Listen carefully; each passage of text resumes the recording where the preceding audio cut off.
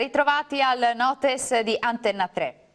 Diamo subito uno sguardo insieme, come di consueto, agli appuntamenti dei prossimi giorni sul nostro territorio. Apro la puntata di quest'oggi segnalandovi davvero un'interessante esposizione che tra l'altro è stata prorogata fino al 29 agosto 2021. Al Museo di Storia Naturale e Archeologia di Montebelluna, in provincia di Treviso, da non perdere è la mostra Sapiens, da cacciatore a cyborg. Si tratta di una mostra davvero molto ricca e particolarmente coinvolgente, perché troverete oltre 600 reperti e postazioni interattive per scoprire così la nostra storia con uno sguardo però sempre rivolto al futuro.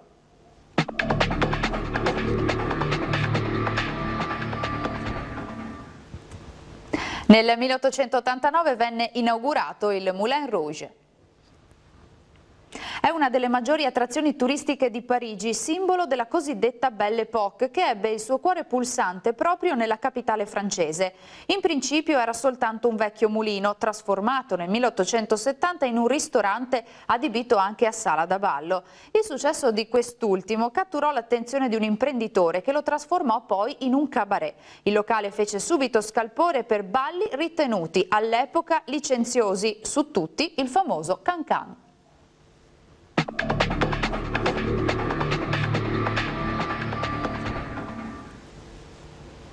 L'arte e la rivolta non moriranno che con l'ultimo uomo.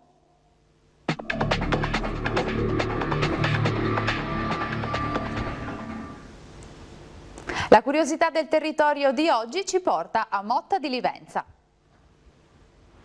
In provincia di Treviso, laddove il fiume Monticano confluisce nel Livenza, si trova questa cittadina.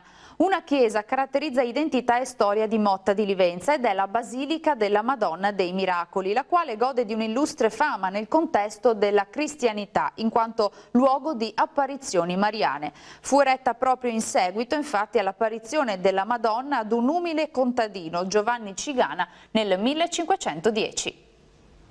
Dal Notes di Antenna 3 per ora è tutto, grazie per l'attenzione, arrivederci.